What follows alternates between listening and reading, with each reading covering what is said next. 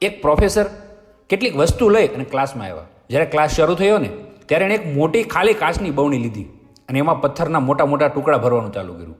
પછી એણે બધા વિદ્યાર્થીઓને પૂછ્યું કે હું આ બવણી ભરાઈ ગઈ? એટલે બધા વિદ્યાર્થીઓએ કીધું હા.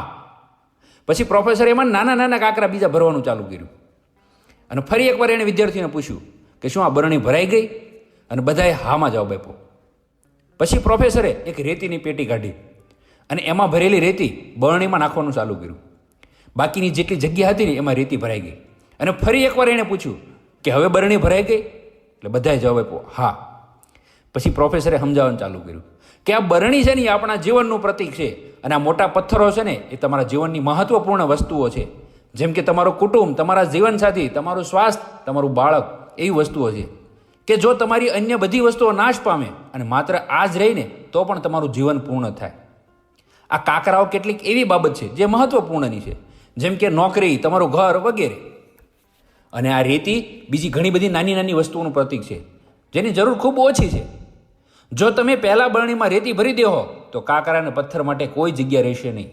તમારા જીવનમાં પણ આવું જ છે. જો તમારો બધો સમય અને શક્તિ નાની નાની બાબતમાં ખર્ચી નાખશો ને તો તમારી પાસે તમારા માટે મહત્વની બાબતો માટે ક્યારેય સમય નહીં હોય. તમે એ બાબતો પર ધ્યાન આપો જે તમારી ખુશી માટે મહત્વપૂર્ણ છે. બાળકો સાથે રમો, તમારા જીવનસાથી સાથે રહો, પરંતુ પહેલા પથ્થરો ઉપર ધ્યાન આપો કે જે વસ્તુ ખરેખર મહત્વની હતી.